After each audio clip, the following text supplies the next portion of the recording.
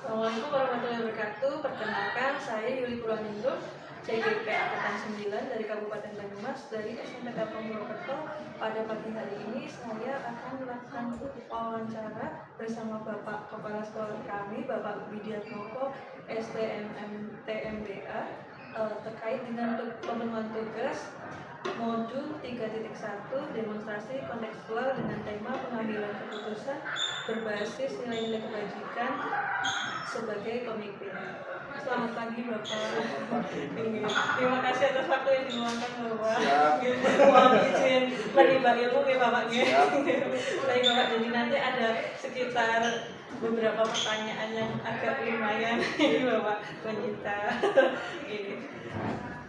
Baik Bapak, untuk yang pertama, sebelumnya saya mohon izin bertanya Bapak, selama ini Bapak sudah mengajar berapa tahun ya Bapak sebagai pemimpin? Saya mulai 2016. Jadi sekitar 8 tahun. Berarti sudah 8 tahun menjabat sebagai kepala sekolah ya Bapak. Baik, pertanyaan pertama Bapak, selama ini bagaimana Bapak dalam mengidentifikasi kasus-kasus yang berupa dilema etika dan rujukan moral Bapak?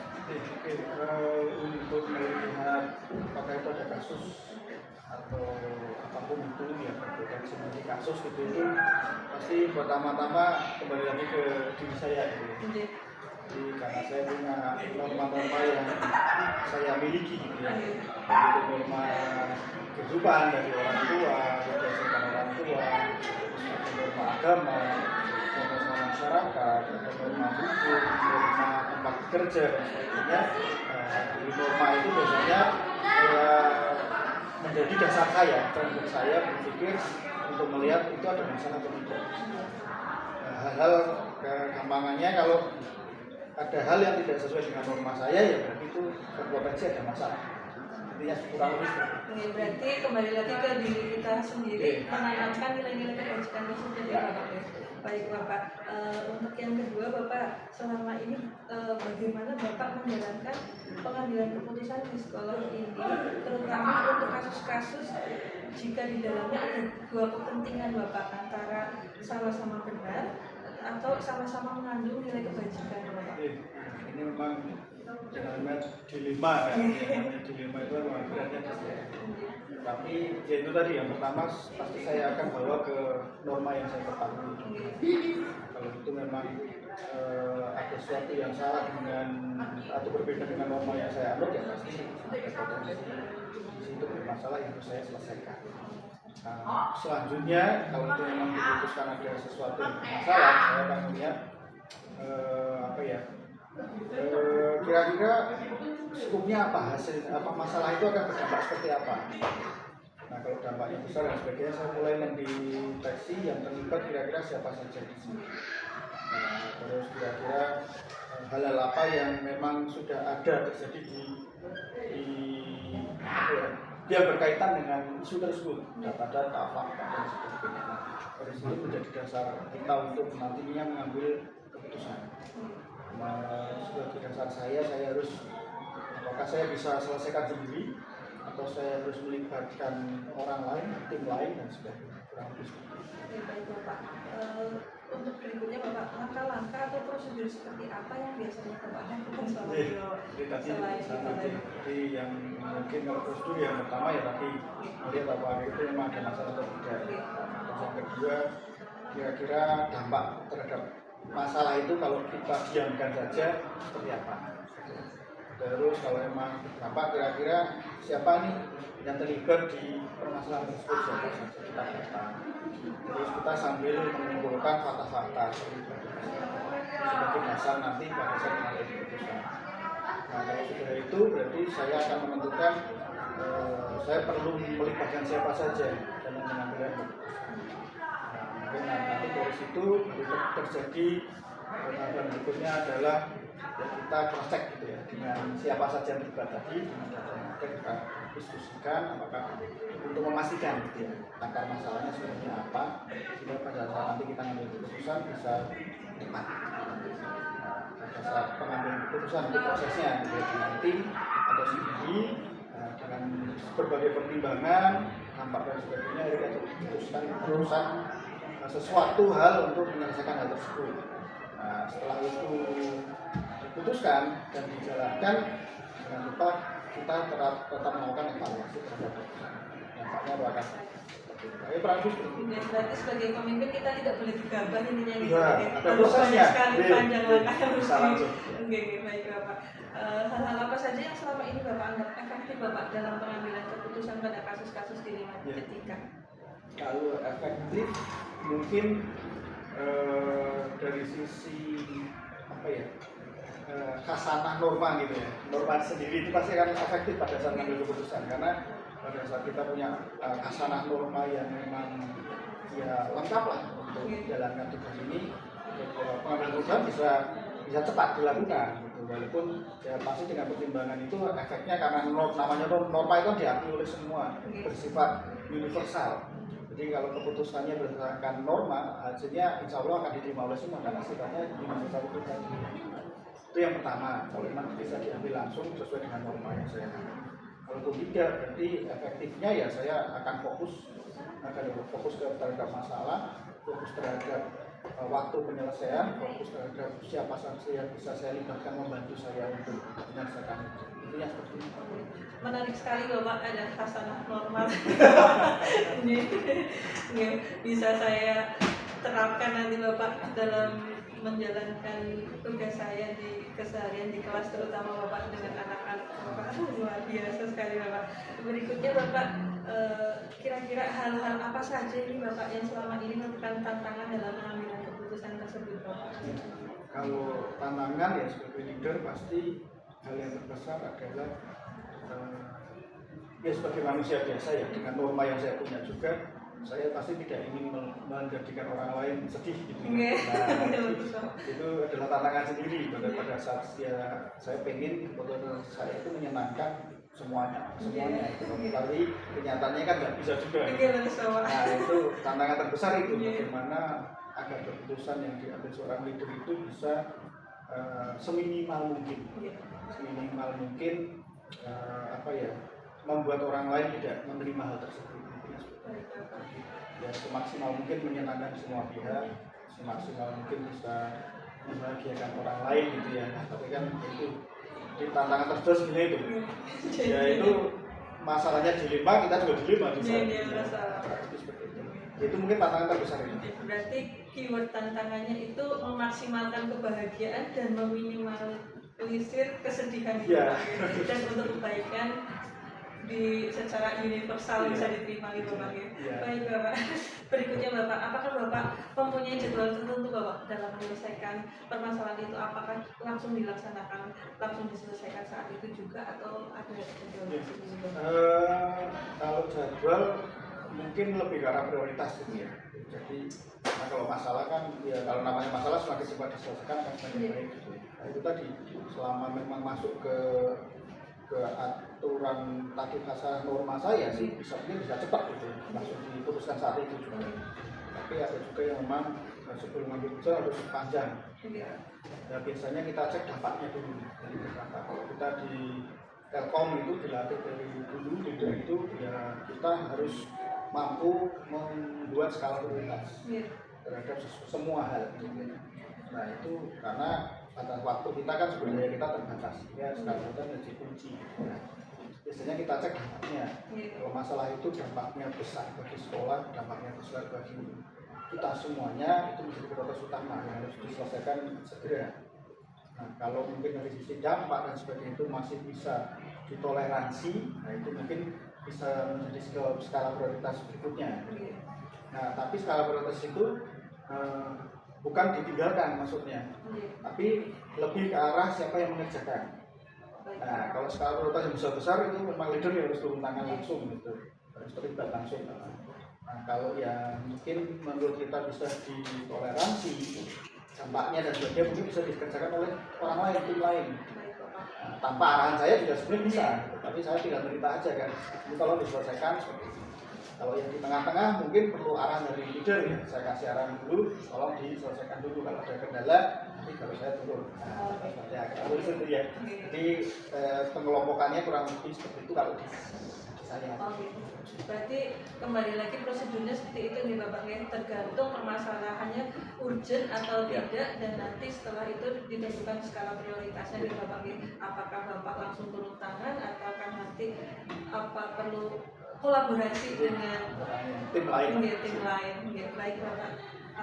Kira-kira ini Bapak, adakah faktor-faktor atau seseorang ini Bapak yang selama ini mempermudah atau membantu Bapak dalam pengambilan keputusan terkait kasus-kasus yang Ya. terjadi selama ini? Kalau faktor yang mempermudah saya ya tadi asas norma itu pasti sangat mempermudah saya ngambil keputusan gitu ya. Itu menurut saya pribadi ya gitu. Kan perlu dites lagi apakah yang lainnya juga menerima keputusan itu. Jadi itu yang pertama. Dan yang kedua dari sisi tim gitu ya. Tim, jadi leader kan harus bisa melibatkan orang yang lain gitu. Karena pada saat permasalahannya banyak gitu. Contohnya ada 10 permasalahan kan nggak mungkin saya akan turun, ya nggak mungkin kan gitu ya. Nah itu yang sangat membantu ya teman-teman yang lainnya, satu tim di mana kita sudah punya namanya organisasi, ada satu komando, ada tupoksi dan sebagainya. Kalau leadership, kalau leader itu dia bisa menyesuaikan dengan tupoksinya kan pasti kerjanya juga lebih lancar. Baik Bapak, berarti kolaborasi itu memang sangat Iya. sangat dibutuhkan oleh pemimpin yang Iya. bijak ya Bapak ya. Baik Bapak, dari semua hal yang tadi telah disampaikan Bapak, pembelajaran apa yang dapat Bapak petik Bapak dari pengalaman Bapak selama mengambil keputusan-keputusan yang dilematik sekali ini Bapak terkait Iya. dengan etika? Itu tadi kalau hal yang saya pelajari sampai saat ini ya, yang saya terus akan pelajari itu ya itu tadi namanya manusia kan pengennya menyenangkan semua pihak, Oke. tapi realitanya tidak gitu. Nah, itu yang menyadarkan saya bahwa ya namanya leader itu tidak bisa menyenangkan semua pihak, dan konsekuensinya adalah untuk mengambil keputusan sekecil apapun itu harus memperhatikan dampak yang terjadi. Itu ya, intinya seperti itu. Apakah sekecil apapun dampaknya itu juga harus dimitigasi. Kalau dampak negatif ya maksudnya, kalau positif sih nggak apa-apa, harus di-blow up. Tapi kalau dampak perlu kita tetap ada sekecil apapun dampak negatifnya harus kita mitigasi sebagai leader. Nah, itu yang menjadi pembelajaran dari saya selama ini ya. Nah, jadi leader harus berhati-hati. Karena keputusan seorang leader itu pasti akan berdampak besar terhadap organisasi yang dikelola dia maupun tim yang ada di bawahnya. Dan proses belajarnya tidak berhenti di saat kasus tersebut selesai ya Bapak ya. Terus. Luar biasa sekali memang. Baik Bapak, terima kasih sekali atas jawaban-jawaban dan masukan-masukan yang luar biasa ini sekali Bapak. Bisa menjadi bahan pembelajaran bagi saya ke depan Bapak, terutama dalam menjadi pemimpin di dalam kelas Bapak. Terima kasih banyak Bapak atas kebijakan-kebijakan yang dibagikan kepada saya, atas ilmu-ilmunya. Mohon maaf jika tadi ada banyak salah kata Bapak. Mohon maaf sekali. Terima kasih Bapak atas waktunya. Amin. Yang Willy. Iya. Terima Santai kasih. saja ya. Terima kasih Ibu atas waktunya. Jadi pada siang hari ini saya ingin menimba ilmu Ibu terkait dengan pengambilan keputusan yang didasari oleh nilai-nilai kebajikan Ibu sebagai seorang pemimpin. Jadi nanti kurang lebihnya ada sekitar 8 pertanyaan Ibu. Mohon kesediaan waktunya Ya, boleh. Izinkan saya menimba ilmu Ibu. Iya. Baik Ibu, Ibu sudah menjadi kepala sekolah di sekolah ini udah berapa tahun Ibu?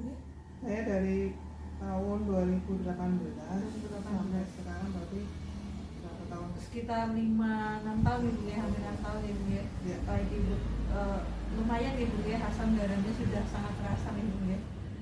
Baik Ibu. Kalau jadi guru dari 2005. Oh ada, Iya. baik Ibu. Berarti sudah terbiasa menjadi pemimpin di dalam kelas gitu. Oke, selama dari tahun 2005 itu. Baik Ibu, selama ini Ibu bagaimana Ibu dalam mengidentifikasi terkait dengan kasus-kasus dilema etika dan rujukan moral Ibu? Jadi selama ini saya bisa mengidentifikasi antara mana kasus dilema etika dan mana kasus rujukan moral. Itu kita harus bisa memilah ya, mana kasus yang benar lawan benar dan kasus yang benar lawan salah. Iya.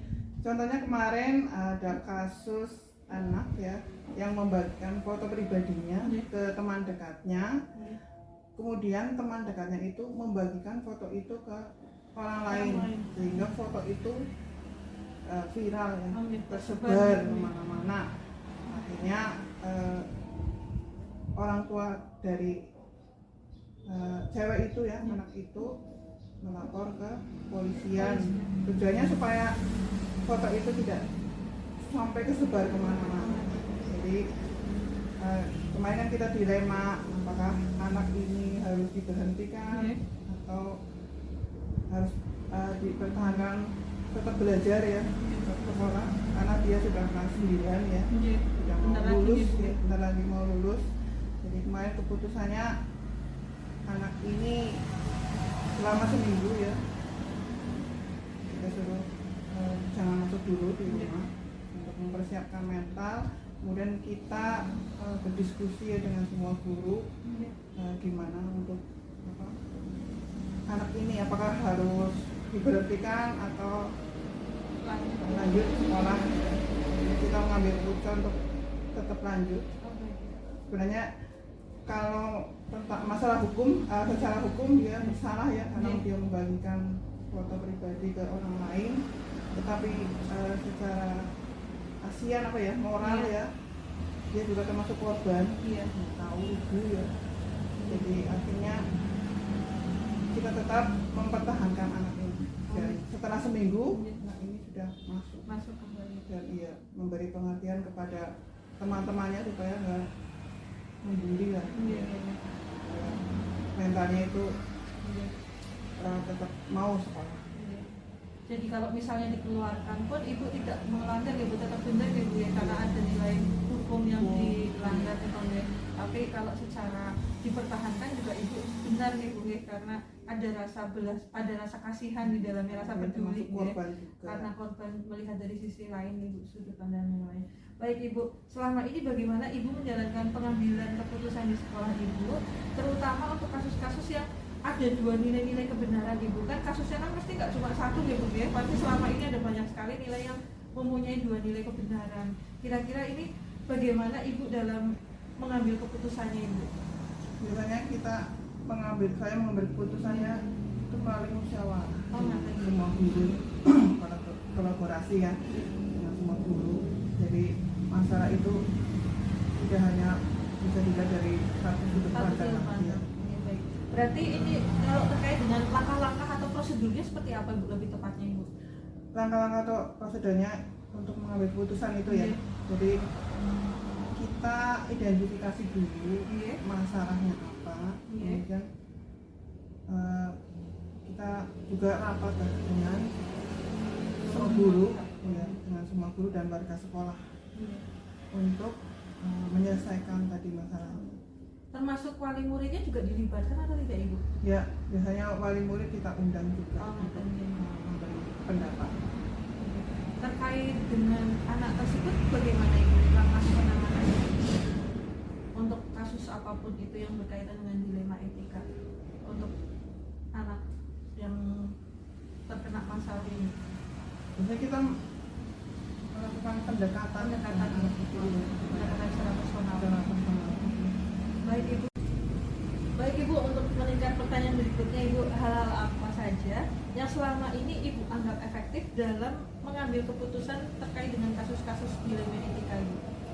Jadi hal-hal efektif dalam mengambil keputusan ya, dalam kasus dilema etika itu menurut saya yang paling efektif itu tadi pendekatan secara personal. Misalnya ada masalah di antara siswa, jadi saya panggil siswa tersebut untuk menyelesaikan masalah berdua dengan membicarakan masalahnya dengan secara personal. Jadi dengan pendampingan ibu. Iya, jadi siswa bisa lebih terbuka dalam menyampaikan apa masalahnya. Jadi mereka kayak aman gitu ibu, nyaman karena masalahnya nggak dapat banyak pengaruh dari pihak keluarga, jadi spesifik dengan yang masalah saja. Baik ibu, kira-kira ini ibu, hal apa saja yang merupakan tantangan Ibu dalam menyelesaikan, dalam mengambil keputusan tersebut? Yang merupakan tantangan dalam selama ini ya, Iya. dalam mengambil keputusan itu yang pertama kesibukan saya ya sebagai kepala sekolah yang mengharuskan saya tidak harus tidak bisa Standby di sekolah standby ya, Bu? di sekolah. Itu biasanya kita harus bisa menugaskan guru yang kira-kira mampu untuk menyelesaikan suatu masalah. Dilema-dilema yang ada itu ya, berarti Ibu harus jeli siapa yang bertugas untuk mengatasi permasalahan ini, siapa yang mengatasi salah satu permasalahan yang lain.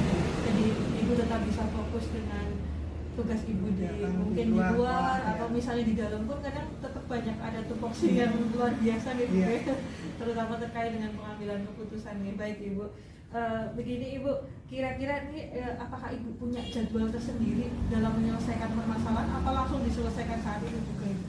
Kalau jadwal secara tertulis tidak ada. Biasanya kalau ada masalah di dalam sekolahan itu kita selesaikan secara kondisional. Jadi kita langsung mengadakan musyawarah dengan semua dewan guru dan juga semua warga sekolah, termasuk wali murid saya libatkan. Terutama yang benar-benar terlibat dengan berkaitan dengan kasus tersebut Ibu ya, kasus dilema itu. Kadang kan ada beberapa kasus yang kadang tidak perlu semua pihak mengetahui gitu ya. Berarti benar-benar Ibu harus jeli ya Ibu ya, siapa yang bisa diajak berkolaborasi ya, agar nanti mungkin tepat sasaran memang Ibu ya istilahnya. Baik Ibu, tetap di situ ada nilai kolaborasi. Oke. Baik Ibu, terkait dengan pertanyaan selanjutnya Ibu, apakah ada seseorang atau faktor-faktor yang membantu Ibu dalam mengambil keputusan Ibu, mempermudahkan Ibu dalam memutuskan atau mengambil keputusan terkait dengan dilema-dilema tersebut? Faktor-faktor selama ini ya yang membantu mengambil keputusan di sekolah, kita tetap mengutamakan tadi kolaborasi. Jadi kita pasti meminta pendapat semua guru dan semua warga sekolah, semuanya tetap harus dimusyawarahkan. Walaupun Ibu seorang pemimpin tetap ya Ibu ya, Ibu tetap harus mengandalkan orang lain. Nggak bisa ngambil keputusan sendiri. Baik Ibu, dari semua hal yang telah Ibu sampaikan, telah Ibu berikan kepada saya, sekiranya pelajaran apa yang Ibu telah petik dari pengalaman Ibu selama ini mengambil keputusan terutama terkait dengan dilema etika ini Ibu? Jadi pembelajaran yang bisa dipetik dalam kasus dilema etika tadi ya, dan dilema etika ya.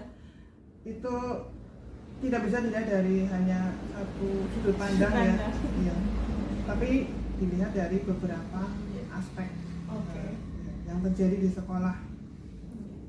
Misalnya juga harus menurut sesuai dengan norma hukum ya, norma hukum, kemudian nilai-nilai pribadi pada diri saya, kemudian juga kode etik profesi ya. Juga ada tokoh yang sebagai panutan saya juga, semua warga sekolah sini ya, itu ada Pak Mutakin, itu Bapak pengawas. Itu biasanya kita tetap meminta pendapat beliau, karena biasanya beliau bisa memberi suatu solusi yang lebih bijak. Berarti tidak bisa nopong gitu ya, serta merta langsung menurut saya seperti ini gitu. Jadi langsung diambil keputusan saat itu juga seperti yang saya mau, bukan seperti itu gitu. Berarti ada banyak sekali hal yang memperhatikan semua norma-norma. Berarti kita sebagai pemimpin tidak boleh gegabah intinya itu dan harus mengutamakan kebaikan semua orang. Baik Ibu, luar biasa sekali ilmu yang sudah Ibu bagikan kepada saya siang hari ini. Semoga bisa menjadi nopong Ibu ya, panutan saya saat nanti menjalankan tugas saya, terutama saat saya menjadi pemimpin di dalam kelas, saat belajar bersama anak-anak didik di sekolah saya. Baik Ibu, terima kasih sekali Ibu. Semoga Sama-sama. ilmu yang Ibu bagikan bisa terus menjadi berkah untuk kita semua Ibu. Amin. Baik Ibu, terima kasih Ibu. Mohon maaf atas segala kesalahan saya sudah mengganggu waktu Sama-sama. Ibu. Mohon pamit Ibu. Assalamualaikum.